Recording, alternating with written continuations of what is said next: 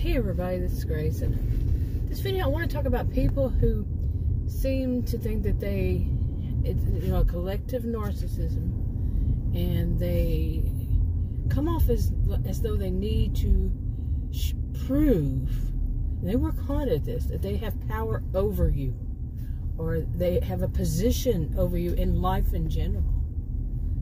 Somebody had fun mud grubbing. Yeah. Been there, done that. Did you see that? Anyway, that was funny timing. Okay. Anyway, I misspoke there, but okay. It kind of reminded me of, remember those, what was his name? Foxworthy, Jeff Foxworthy? And you know you might be a redneck F. Okay, they're cleaning out the pond or something. I don't know what they're doing still. Anyway, but you know you might be a redneck F. Well, redneck to me, I'm Texan, born and raised. That's not exactly a thing I would call myself. But it just depends on where you are, how you define it and all that. So I'm going to find it pretty bad. But anyway, I remember when I was younger and I had just gotten my first and only truck. Okay, it was brand new. Man, you want to talk about somebody working? I got them down on that price like you wouldn't believe. And the guy actually walked off and mouthed the word. It begins with the letter B. And I said, "You'll pay for that." He did. Yeah, I got a lot off the price of that. And anyway, it was a nice truck. It had a king cab. It was a what was it? Ford F-150. Does that sound right? It has a king cab. I loved it. Man, it got great gas mileage, and I used to move around a lot back then. And anyway, but anyway, I went back to my hometown one time right after I got it. It's like a 7-hour drive at least from where I am now and where I probably was then. And when I got there, just to fast forward, I had made a joke, and made one of those, you might be a redneck F, and mine was, you might be a redneck F, you went mud grubbing in your best friend's front yard. You had to be there, but I did. It was all by accident.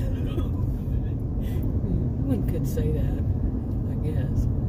But then I had a minivan, and remember the guy, like you would remember, there was a guy that I actually have mentioned who became a stalker, my stalker. Oh yeah, he's passed years ago, but he took my minivan one time, and he went mud grubbing in my minivan. A minivan, think about it. Yeah. Okay, so anyway, yeah, just the fact that he stole my minivan, really seriously. But those days were rough, let me tell you. But anyway, that was funny. But as far as people who want to, like him, have power over somebody, and I'm not talking about like him, but it's people who they so much have such a strong need. And in my world, you know, I'm a social and behavioral scientist. I'm not saying all would think this way, but in mine, the way I think about it is that it's an inferiority complex, and they're masking it with a superiority complex. Okay. Now, that I would not say is one size fits all across the board. I wouldn't say that in anything. Pretty much. Okay. Pretty much. Pardon the blinkers. But it's amazing how they do it, and some of it is just so weird. And I can't even think to say them or to remember them, because you would think I would, because it's just so weird. But you know, there are common things that you see a lot of people do, like a common thing so they can show power. And I think I've mentioned this, is, you know, the whole thing of some people, or you know, not everybody, but this person or that person, they have to show some kind of dominance. Like they're going to make you wait. If you're supposed to go out to dinner, they're going to take their time. They're going to have excuses why you have to wait. And that can also be, by the way, many other things, including like a person with anxiety. Yeah, don't always be so quick to judge. You know? But if they do it consistently, it still can be somebody with anxiety. But still, it can also be somebody with, you know, this need to dominate, to control, to say they're the ones who make the decisions. Could be several things. Okay. My phone wouldn't let me catch it, and I probably shouldn't. But there was a man walking right down this lane, like this lane right here, just walking down it, right in the middle. And dominance much? Need that need right there? Come on. I have not been here in years. Years. And parking seems terrible. Okay, what? Okay, who's dominant? Who's gonna be the one to dominate? Anyway, and that man, the one walking, should. You should realize you don't hit people when they're walking. You don't hit people, period. But that's a big truck. Oof, that's a big truck. Yeah. And you wonder why you have trouble parking? Hopefully there's nobody on the other side. I'm just kind of rambling here. Okay, anyway, maybe I'll do a little bit, say a little bit more before I go in there and start a new video when I get out, or maybe add to this one. But the people who you know, like, okay, I was talking about the people who will make you late. But there's also this of like, they want to be able, I mean, some people may have heard this before, but some people, they kind of go beyond that in a way of that,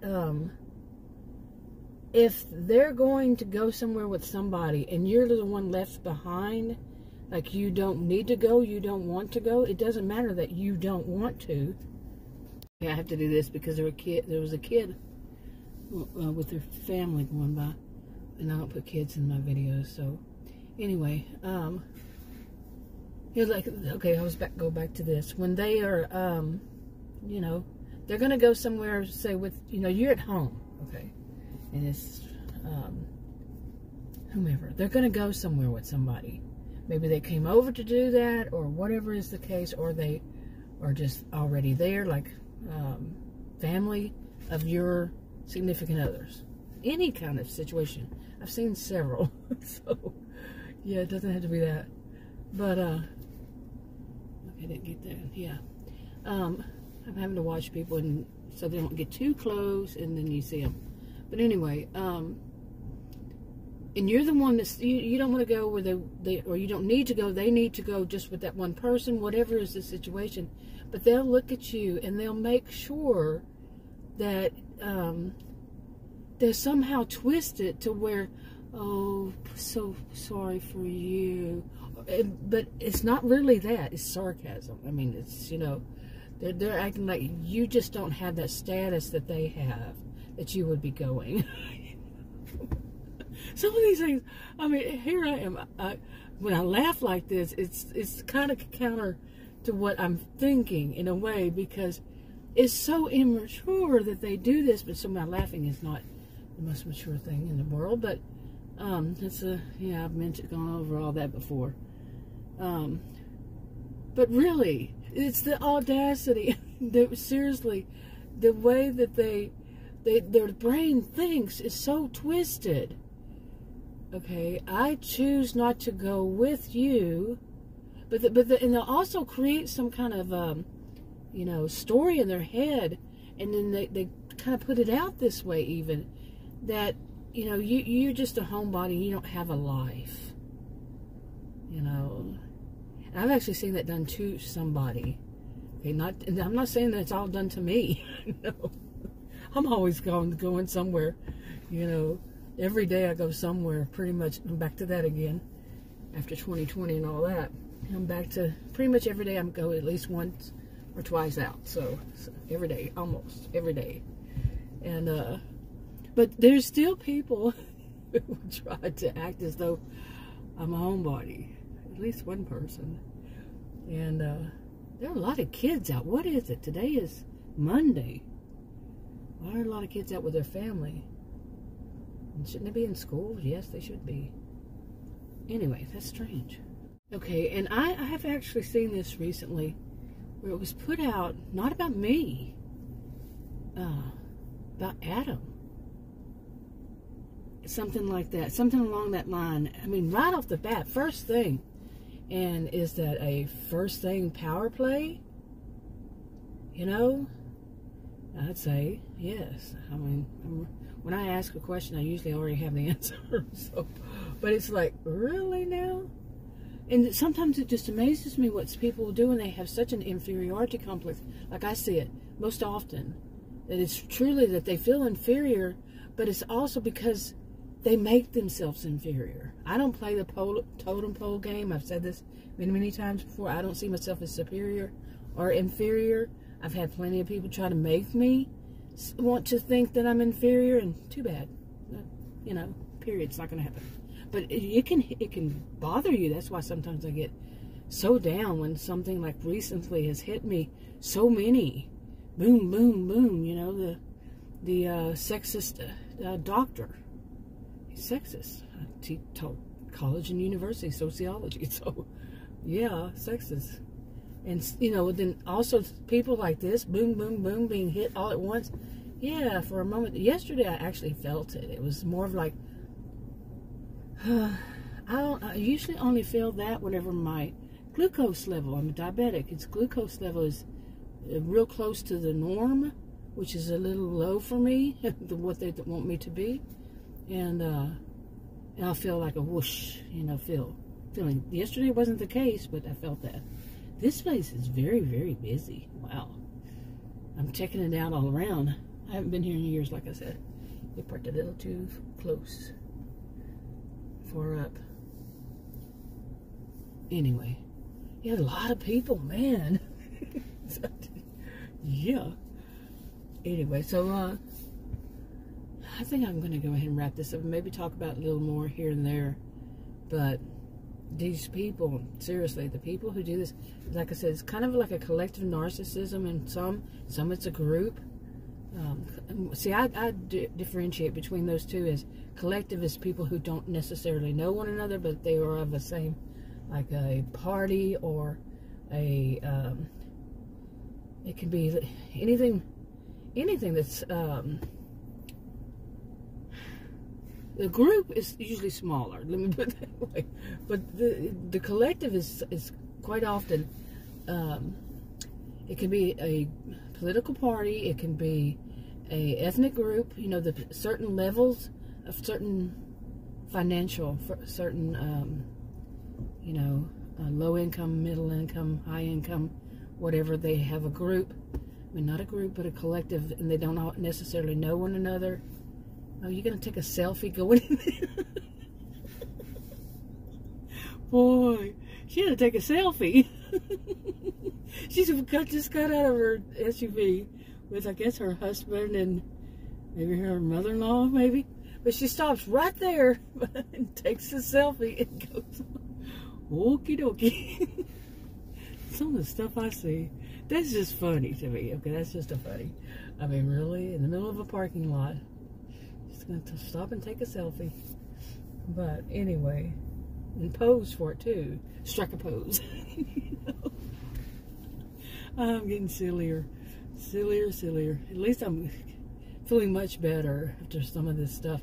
Now, when I go in the store, hopefully I won't smell that odor, and hopefully I can actually get the card. You know, I don't have a membership here. We usually go to Costco, and this is Sam's, and hopefully I don't say, you know, this is not yet. This is one of the last places I can go to see, you know, I've been doing videos about this odor that I've been smelling on groceries, and it's not just me. It's not just me who smells it. And, but I haven't been to Sam's yet.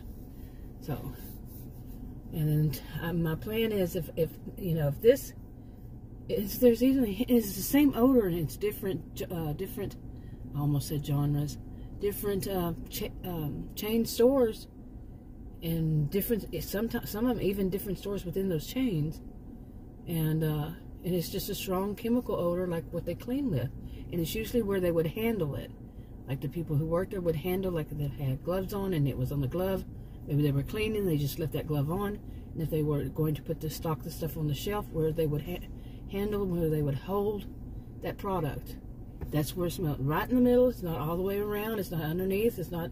It's right where they would do that.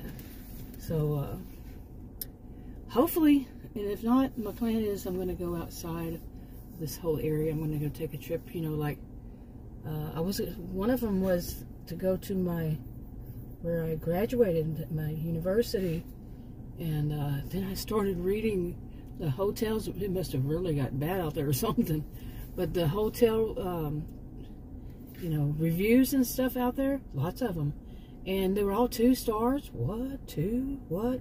You wouldn't believe what they said. Anyway, I'm gonna go in there. I'll wrap this up. I'll talk to you on the video. Bye. Okay, I'm back out there. I better do this again. Yeah, lots of kids today. Wow. But went to that Sam's Club. My membership, I just got a new membership. You know, I haven't had it in many years. I'm guessing it's a yearly membership. It was only $10. Wow, I'd read online it was $25 special, $25. The other one that they wanted me to buy, they tried at the front and they tried at the cashier tried. I think the special was 110. Or was it 70? From 110 to 70. And she said she'd give me $10. I was like, no, I don't want all that. No. So she said the first woman, she was so friendly. She was around my age. And it was so refreshing.